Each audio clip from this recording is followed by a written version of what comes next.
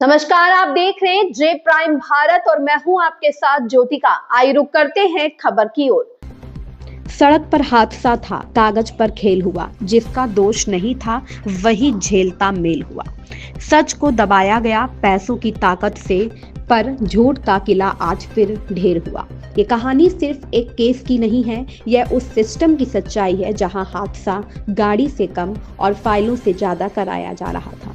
बीमा दावों से जुड़े मामलों में जांच के नाम पर खेल खेला गया।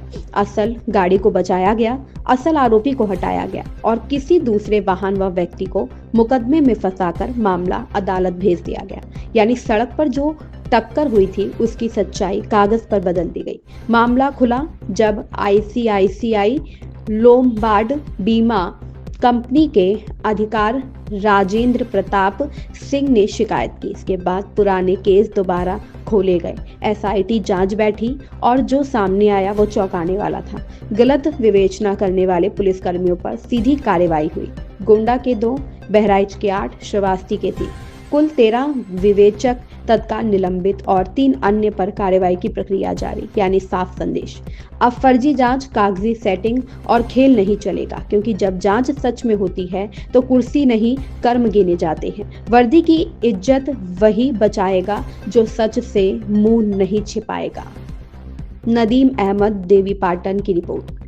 देवीपाटन परिक्षेत्र में पिछले दिनों हमको शिकायत मिली कि उन एक्सीडेंट्स के केसेस में जिसमें किसी व्यक्ति की मृत्यु हुई है, जो विवेचक हैं उनके द्वारा अनियमितता करते हुए जिन गाड़ियों से एक्सीडेंट हुआ उन गाड़ियों को परिवर्तित किया गया व जिन चालकों से एक्सीडेंट किया गया उनका भी नाम बदल के दूसरे चालकों को प्रकाश में लाया गया।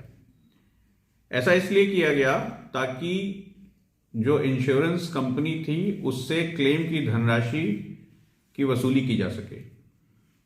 यदि किसी ऐसे प्रकरण में जिसमें वाहन बीमित नहीं होता है या जो चालक होता है उसके पास वैध ड्राइविंग लाइसेंस नहीं होता है, उसके द्वारा एक्सीडेंट कारित किया जाता है, तो ये क्षतिपूर्ति संबंधित व्यक्ति से किए जाने का प्रावधान है।